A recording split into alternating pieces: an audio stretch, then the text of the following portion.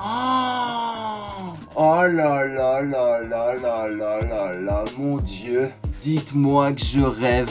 C'est le retour de Bleach en 2021 sur nos écrans. L'année prochaine, ça va arriver très vite. Et clairement, ils veulent me mettre en position latérale de sécurité. Ils veulent me clouer au sol. Ils veulent m'exterminer. C'est incroyable. Il y a quelqu'un qui a réuni les Dragon Ball.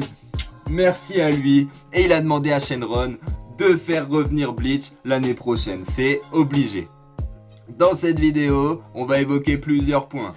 Qu'est-ce qui va se passer dans cet arc ultime de Bleach? Contre qui les Shinigami vont-ils se confronter? Est-ce que notre ami Kurosaki Ichigo va-t-il développer une transformation de dingue? Tout ça sera évoqué dans cette vidéo. Mais avant de commencer, le petit blabla naturel. Mets un petit pouce bleu pour soutenir la chaîne, ça fait toujours plaisir. Abonne-toi à la chaîne si ce n'est pas déjà fait. Ici, c'est du gaming et de l'actualité sur du manga. Tout est concentré sur le manga. Et si tu kiffes ça, tu es très certainement bien tombé sur cette chaîne. On attaque tout de suite l'arc ultime de Bleach. Sur cette image, on voit l'arrivée d'une nouvelle division, la division 0, qui, comme on peut l'apercevoir, représente seulement 5 personnages. Alors là, vous vous rendez compte, une division avec seulement 5 personnages. What the fuck? Ça en dit long sur leur niveau de puissance, clairement. On voit qu'à eux seuls, ils auraient la puissance de toutes les divisions réunies.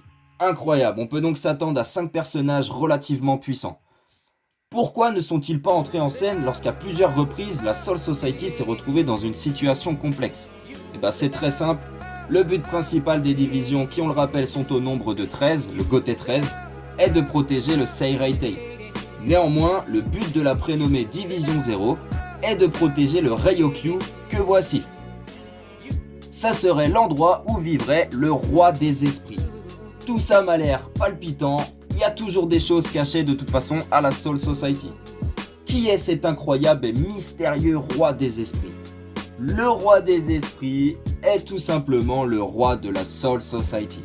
C'est tout bonnement un dieu en fait. Mais quel est son rôle? Pourquoi n'avons-nous jamais entendu parler d'une personne aussi symbolique et aussi importante que lui? Le seul but du roi des esprits est de réguler le flux des âmes dans et en dehors de la Soul Society et de maintenir le flux stable. Sans le roi des esprits, en gros, l'équilibre est perdu et tout ne serait que destruction. Le roi des esprits est entre guillemets le pilier, et si ce pilier en question est perdu, alors le monde serait tout simplement détruit. Waouh, juste ça.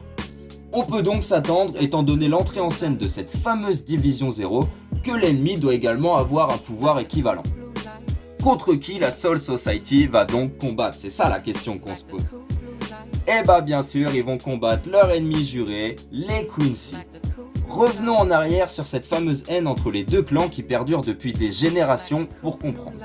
Il faut savoir que les deux clans, les Shinigami et les Quincy, faisaient la chasse au holo tous les deux à une différence majeure près. Les Quincy détruisent purement et simplement les âmes holo avec leurs armes, ce qui empêche leur réincarnation et donc perturbe la balance des âmes. Les Shinigami ont été contraints de lancer une purge il y a 200 ans de ça, visant à exterminer les Quincy, et ce après une guerre entre les deux clans de plus de 1000 ans. Amazing! Le génocide des Quincy fut ordonné pour rééquilibrer la balance. Ces derniers furent traqués et éliminés et jusqu'à très récemment. Mais il y a une question qui me vient à l'esprit. Ishida, il n'était pas censé être le dernier survivant de cette lignée justement? Eh ben non, il reste bel et bien des survivants parmi les Quincy et des survivants qui ont l'air d'être dotés de pouvoirs stratosphériques. Sur cette image, on voit le Vandenreich, une organisation composée de Quincy survivants. Après avoir perdu la guerre contre les Shinigami il y a 1000 ans, les Quincy se sont échappés du monde des humains pour rejoindre le Seireitei, l'endroit qu'ils croyaient être le plus accessible. Une fois fait, ils ont utilisé le Reishi pour créer un espace dans les ombres. C'est cet espace qui a été appelé le Vandenreich, autrement dit l'Empire Invisible, qui expliquerait bien des choses, notamment sur le fait qu'on n'a pas entendu parler d'eux depuis le début de la saga Bleach. Leur plan était d'utiliser l'énergie spirituelle qui inonde la Soul Society comme source de leur pouvoir. Pour ce faire, ils se sont cachés pendant 1000 ans, attendant le bon moment pour refaire surface et déclarer de nouveau la guerre au Seireitei. Incroyable! Quelque temps après la défaite d'Aizen, le Vandenreich conquit le Wekomundo, capturant Tia Haribel, qui on le rappelle est un espadas, dans le processus. En outre, ils prennent de nombreux Arrancars dans leur service et tuent de nombreux Holos. Waouh, ils sont en train de monter une armée de dingue, clairement. Voici un léger aperçu de l'apparence de ces fameux Quincy qui ont l'air de pas rigoler du tout à première vue. Entre la division 0 qui nous était cachée jusqu'à maintenant et l'organisation secrète des Quincy qui a agi dans l'ombre depuis un millénaire, là on nous annonce, les amis, clairement la couleur. Cet arc sera-t-il le meilleur arc de Bleach ? En tout cas, il y a le potentiel pour. Revenons sur un point très important sur notre ami Ichigo, bien sûr qu'on va parler de lui. Eh bah figurez-vous que notre ami Ichigo va être invité en personne à rejoindre le Ryokyu qui, on le rappelle, est le palais divin du roi des esprits.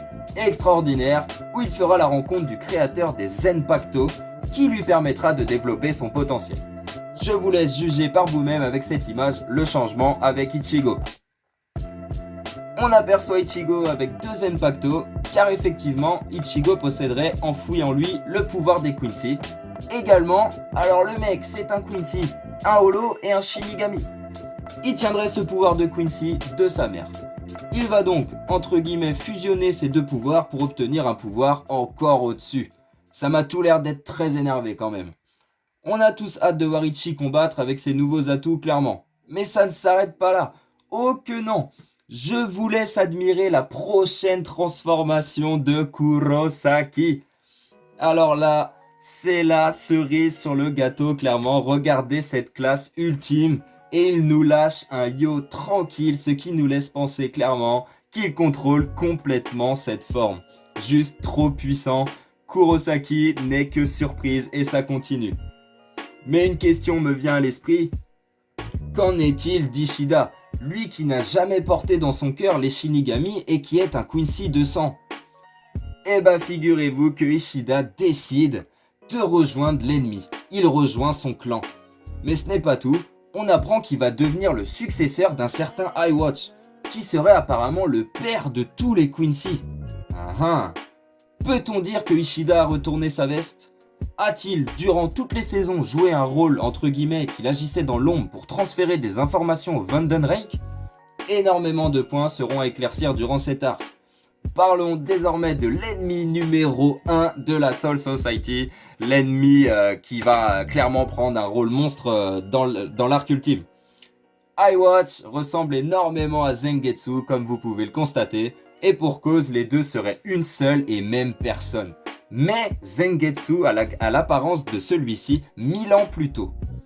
Eyewatch serait le fils du roi des esprits. Il est né sans aucun des 5 sens et aucune possibilité de se déplacer. Cependant, l'enfant n'avait aucune peur parce qu'il avait une incroyable volonté de survie. Son pouvoir lui a valu d'être traité comme un miracle. En effet, il peut donner des fragments de son âme aux autres, apportant à ces derniers ce qui leur manque. Par exemple, si un malade le touche, il guérit. Cependant, ce don a aussi une contrepartie. Si une personne ayant reçu un fragment d'âme meurt, ce fragment revient à Eyewatch avec le savoir et l'expérience acquis par la personne. Mais personne ne vivait réellement longtemps après avoir reçu un de ces fragments. Pourtant, les gens continuèrent à se rassembler autour de lui et chaque fois que l'un d'eux mourait, il gagnait quelque chose qui lui manquait. Incroyable, c'est monstrueux. Une fois qu'il eut acquis l'ouïe, il entendit qu'il avait été nommé Eyewatch, un nom donné à un dieu. Il devint ensuite capable de marcher, penser, voir et parler. Oh là là là là là là. Pendant des siècles de conquête dans le monde réel, il prouva sa force aux humains et aux Quincy croisant son chemin. D'une manière inconnue, il aurait perdu sa force en même temps que la guerre. Eyewatch récupéra sa force progressivement. Une prophétie fut même créée en son nom, le Kaiser Gezang, qui prédit le retour de son cœur au bout de 900 ans, le retour de sa conscience au bout de 90 ans et le retour de ses pouvoirs au bout de 9 ans.